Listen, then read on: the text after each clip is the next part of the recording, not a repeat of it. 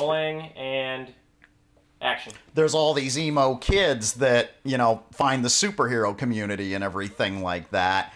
And one of them was on there one day trying to say, oh, well, Adam West Batman is no good because Batman was originally a dark, gothic fairy tale. And I said, well, you better, you know, find a copy of the original Batman from the 30s to take a look at, because it was nothing of the sort. It was a Mickey Spillane novel, basically. The only difference is the guy wore a hood. Like, you know, he said, I got 3 slugs in me and 2 of them are gin. You know, and I drove loudly through the town, and he comes up and he goes, where's the broad? I ain't telling you. Pow! And then, you know, I swung through the window and broke his neck. You know, and this kind of thing. And the kid actually went and looked, but that's what Batman originally was a Mickey Spillane novel. And he went and looked, and he came back, and he's like, oh, I'm sorry, you were right. You know, that kind of thing, and that's what, you know, it's kind of the thing you deal with in the real superhero community, is running into, you know, because everybody has their own vision of what it's going to be and everything like that. And Brad was talking about the Spider, not Spider-Man, but the Spider, which was a noir superhero from 30s? I believe 40s? 40s? No, late 40s. And he had the cheap gimmick, but we were saying that these superheroes knew what superpowers were, like the Shadow and the Phantom. They would pull out their 45s and start blasting away and everything like that. And Brad was even saying just now that even though the Spider gimmick, even out of the gimmick, he's still pulling out the 45 and shooting in every which direction without his gimmick on. And the deal was that so many things happen when you're not in your gimmick. Like I said, I wish I had a magic watch like Johnny Sacco or something where I could push the button and my gimmick would magically appear.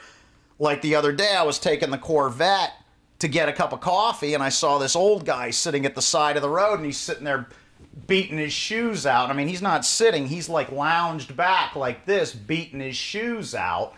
And so I turned the vet around and came back and said, can I get you anything? And he says, take me to the soup kitchen.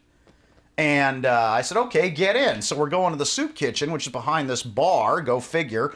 And I get around the corner with him to the soup kitchen, and all of his friends are coming to and from the soup kitchen. So he reaches over and cranks my radio, and he's yelling, hey, man, look at me, out the window of the car. And I drop him off at the soup kitchen.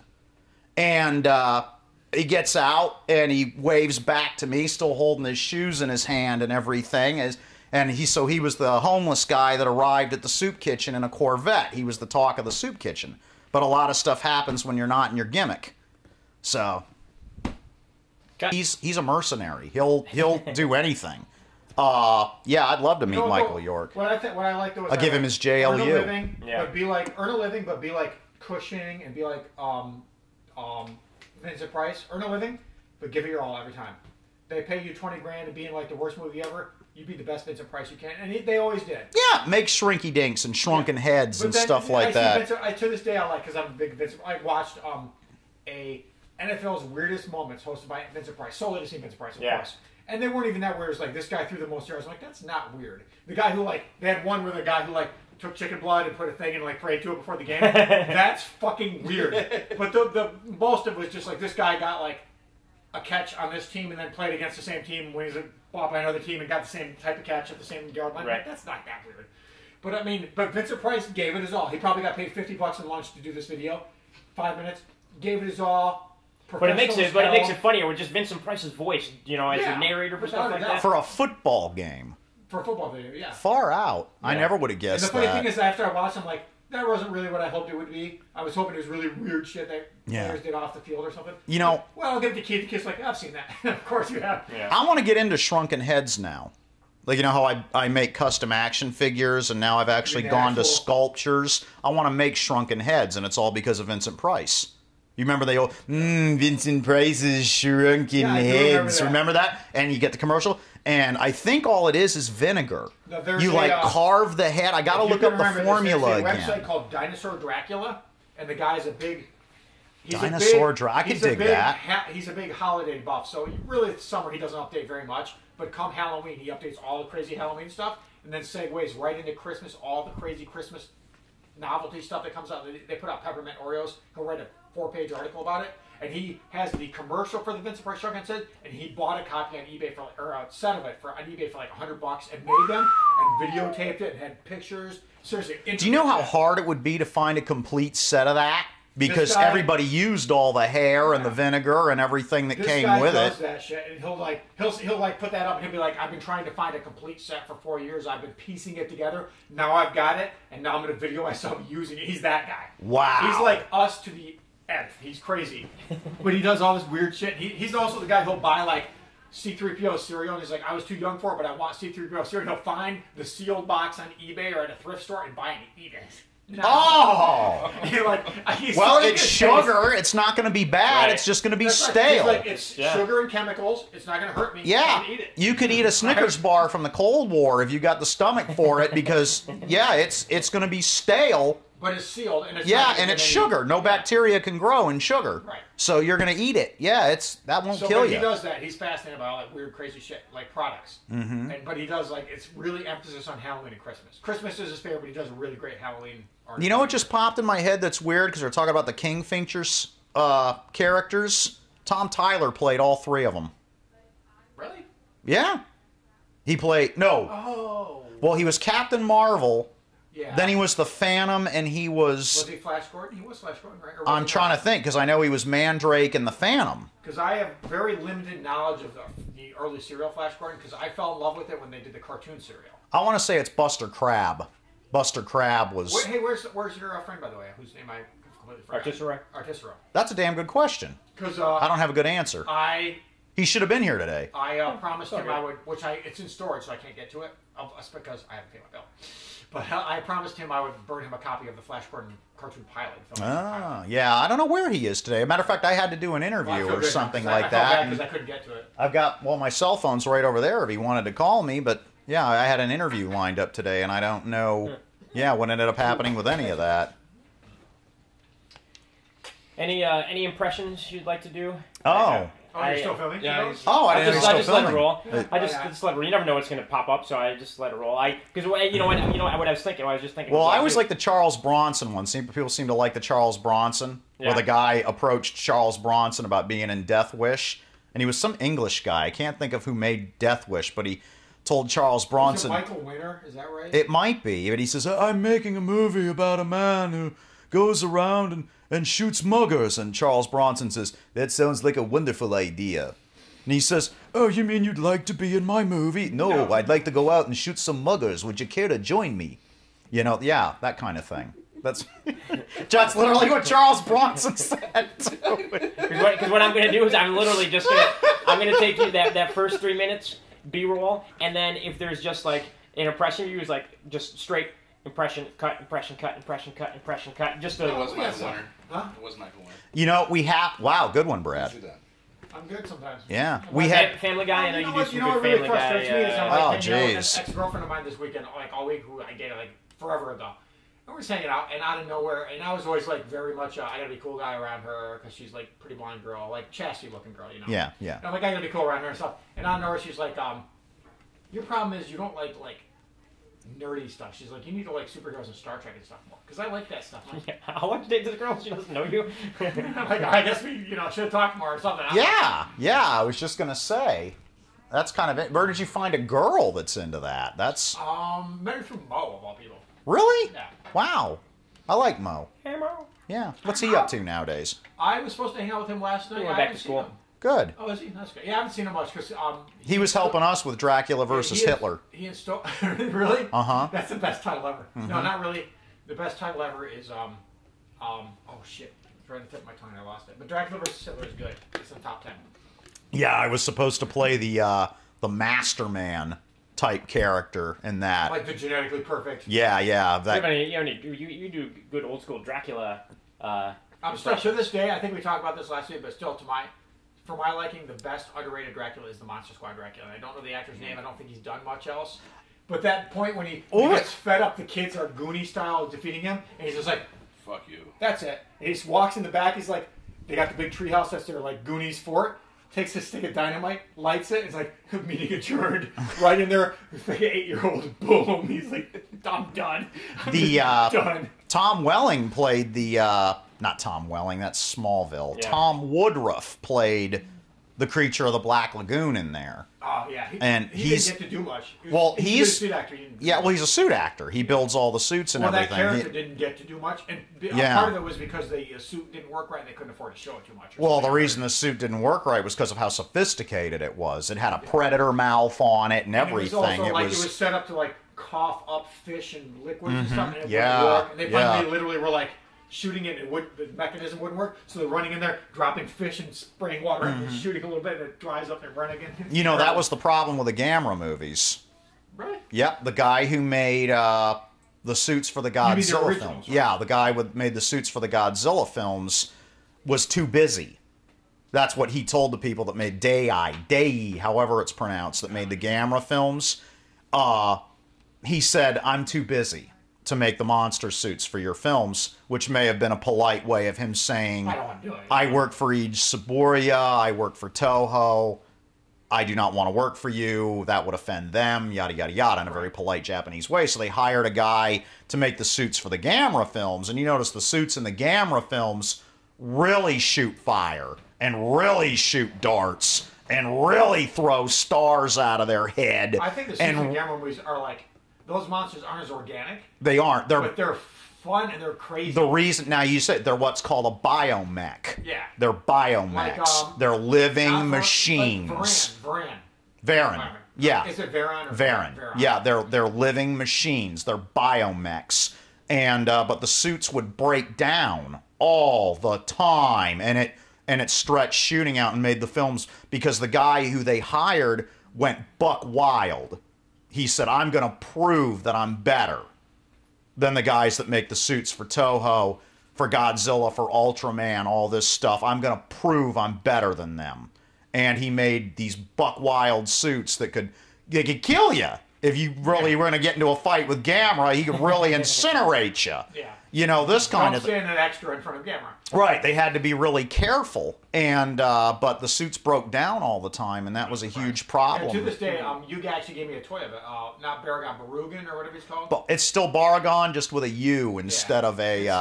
It's like a real simple design, but it's got like the coolest powers, and that's of the original Gamera. Yeah, well, he had a working mace in his mouth, and not only did that, it had a goddamn fire extinguisher in it that froze everything that was around. Yeah, that shit worked. Those suits really worked. Because I remember it breathed ice, and I always wondered if it breathed ice because that was a script, or it's like because the stuff was coming out, and they're like, we should probably have her breathe ice because all this. It was that was planned. Anyway, to power the pneumatic. Yeah. It's so ridiculous. It's so dangerous. Yeah, unbelievably dangerous. They set sets on fire and everything. Yeah, because wow, they're not drawing it in afterwards like they did in the Godzilla films, which back then they painted cells to get all that done. Not now. Not now. Shit. Yeah. That was a big complaint. You got something up there. What are we looking at? Oh, I was trying to look up who was Dracula for you. Oh. Duncan Ruger. He's he's nobody. I've actually heard of him. Such a good Dracula, though. Who's your favorite Dracula? My favorite Dracula? Wow, I always get into the debate of who's the best Frankenstein. Yeah. Because, Doctor or monster, right? Bigger. I think Glenn Strange is highly underrated. Glenn Strange is not only highly underrated, the big Texan. Glenn Strange played the monster more than anybody else, and he played him so many times that when Karloff died, the picture with the obituary was Glenn Strange. But there's a funny story. He's on this Frankenstein documentary that I watched that was hosted by Christopher Lee, and Glenn Strange says the first time he ever played the monster, he says, well, the monster was laying in the mud in the bottom of a castle when they found him. And so I was in this horrible fake mud all day, and I was freezing to death while they got ready to shoot the shot and everything. And I think he said Lon Chaney Jr., go figure, says, well, here's what'll warm you up. They kept bringing him rum all day long, so he's putting this rum back.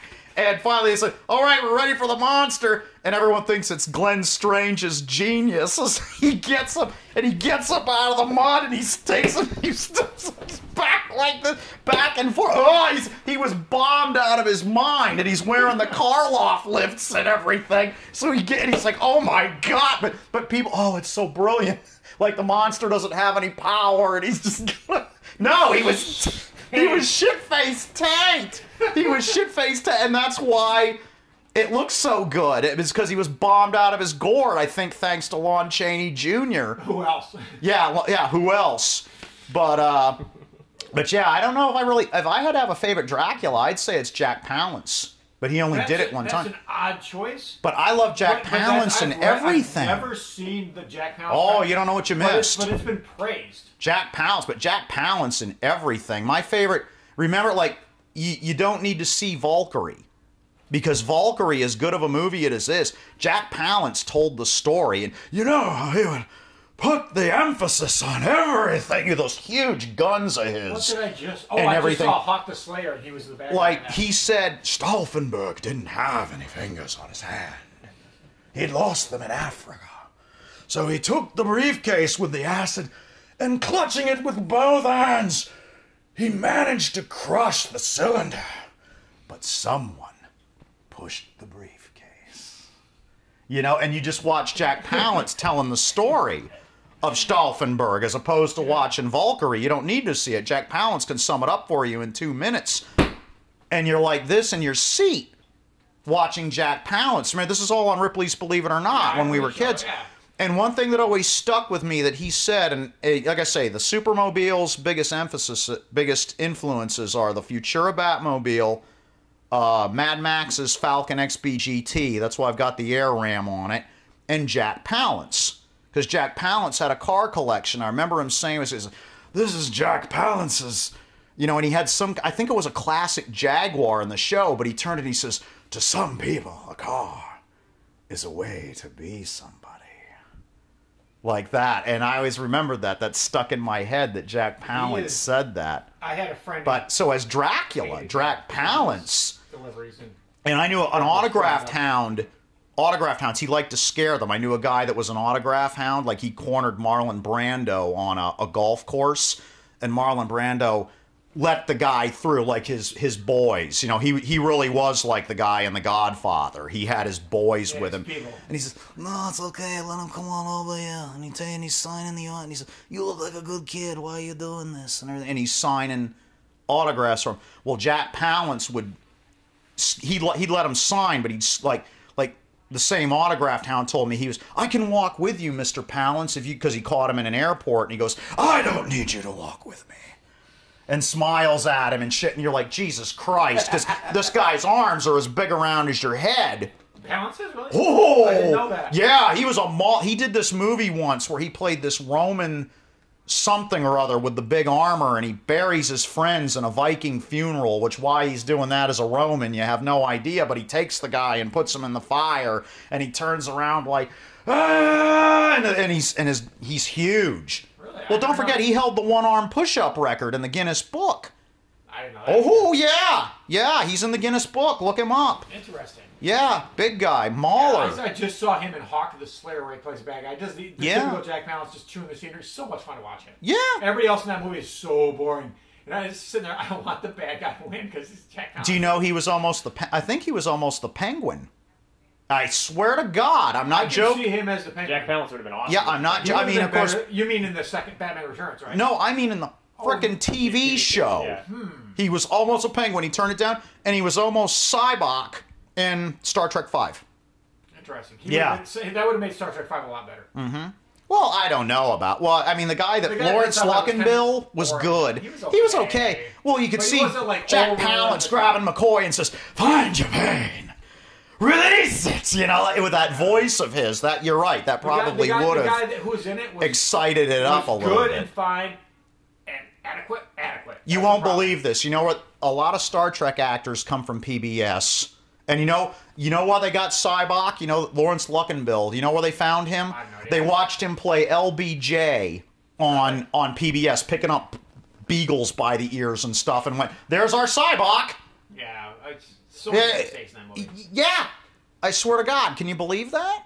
Talents would have been so much more fun. Would have made the movie so much better. Yeah, and of course not shafting Shatner on. You're like, oh yeah, we're gonna cut your budget by a third at the end of the day and change your ending and also make it dumber, please. Yeah, really, come on. Make it funny because the last one was funny and it made a lot of money. But yeah, I don't know about a favorite Dracula because Dracula's just never been my guy. Yeah, I like has been, and for me, it was a long time before I figured it out because I would watch the Monster Squad and he doesn't look like his face isn't right for you because you think Dracula, you think Bela Lugosi or Christopher Lee. Yeah, and he doesn't have the face for it. He looks too like dad next door dressed as Dracula. But the look in his eyes and his just sheer evil. I mean, this is a Dracula who picked up a 6 or 8 year old girl like this, but not hurting her by the chin. Picture him as like, give me what I want, you little bitch! And just the fangs come out, he spittles on her, and she starts shrieking because they didn't tell the little actress that's what he was going to do. Yeah, you get that natural reaction. Yeah, and you're just like, this is a frightening person. Yeah, and it's good. And the fact that he's able to do that when he was told she doesn't know what you're going to do, and he's like, I'm going to do it. I'm going to scare this child actress, but I'm going to do it. Yeah. It's good, and it's amazing. And everybody in that movie does a great job. It's such a good movie. I never really had a favorite. I'd have to go with Jack Palance, but I like Jack Palance in so many things. Well, that's what I would say because I like Jack Palance. Again and again, as a movie buff who reads about movies almost as much as I watch them, I've read again and again about his Dracula and how good he is in it. Did you know that in the Ed Wood movie they were wrong? Which, they said, Karloff isn't fit to eat my shit. And he had no problem with Karloff. Lugosi had no problem with Karloff whatsoever. He had heat with Lee. Chris Lee? Yeah, and somebody needs to interview Christopher Lee about this, because he's in his fourth quarter now too. What he thought, and it wasn't Christopher Lee's fault. It's just that some people thought they'd say, "Oh, you were so great in that Hammer film," and Lugosi would lose his mind about it because he was getting confused with him all the time, and he was not. Yeah, and that's who he had the problem with was Christopher Lee. He didn't have a problem with Karloff at all. Him and Karloff played against each other. Yeah, Karloff never played any character he played. Yeah, they were together in Black Cat and everything like that, and they got along very well professionally. I was going to say, wasn't Glenn Strange and Evan Costello, right? It was Glenn Strange. Yes, that was Glenn Strange, the big Texan. Your big Texan. Yep. I still love that. That's a great movie. Yeah. But I was always more into the debate of who the best Frankenstein was. And of course, I throw the curveballs in there. Like, some people bring up Peter Boyle. Peter Boyle was an excellent Frankenstein. He was great. Well, the thing is, the best thing I think about Frankenstein movies is the Doctor. I think the Doctor, playing the Doctor right is harder than playing the monster right, I think. Yeah. Well, that's Peter Cushing. Cushing. You got to have that. He is the best. And he plays in this great way where he's like, the dry mouth. Yeah. But he's so amoral. Yeah. He's so amoral. Amoral. Yeah, He's not evil. He's playing God. He's not evil. He's amoral. And that's he's playing God difference. like he doesn't believe in God. Right. So it doesn't offend him at all to do it. Is how you do it. And you can't if you just play him as like frothing evil, it makes no sense. And if you play him as good and it all falls apart, it's boring. Now, Christopher Lee's Frankenstein was pretty good, but he was so far. I mean, he had a round head, and he wore a navy pea coat. He looked like something out of Shockwaves or something. More than he looked like a Frankenstein. Christopher Lee was a good Frankenstein, but I fall back on Will Wheaton. Everybody which Mr. Stitch. Okay, which I haven't seen. Yeah, he was incredible as the monster. I've got an amazing amount of respect for. He's funny. He's self-depreciating. He's good. He's a good actor too. Yeah, and of course Koji Ferhata. Yeah. And he only played him once, but but he's once again big for a Japanese man, and he played the monster in Frankenstein Conquers the World, and he was good, but he never said anything. Right. His big line was and his hand would get away from him and was crawling away, and he grew a new hand. And I have not seen that ever. Really? Yeah. I'm shocked. It was one of those things where as a kid. Nick Adams is in that, and so's Kumi Mizuno. Yeah, Nick Adams. It's one of the big monster movies I have to see. He was murdered over. You got to say it too because it's historical. He was murdered over her. He was murdered, you know, because Nick Adams, and he was cool, and he's tossing the knife back and forth, like and cool Rebel actor. Without a Cause, Yeah. and James Dean swats it away from him, and he's got those cool lines. Outside the planetarium. Like Kumi Mizuno's all like, Glenn, you have to, you know, in Monster Zero, and she says, and he's like, this whole world isn't worth a hill of beans without love, baby, and shit like that, and in Monster Zero and everything, but he fell in love with her. And his wife murdered him even though they were never able to prove it. They found him dead in his gym of an overdose of alcoholics medicine, which is ridiculous because Nick Adams was built. He worked out, and he died of an overdose of alcoholics medicine, of all the crazy crap. His wife was so jealous of Kumi Mizuno that she killed him. So weird. And to this day, all Kumi Mizuno will say is, I believe Nick was in love with me, but that's as far as it ever got. And she made 2 movies with him, and that's me. And that was the end of that. Yeah, we'll have to watch that sometime because I've never seen it. Yeah. And cut.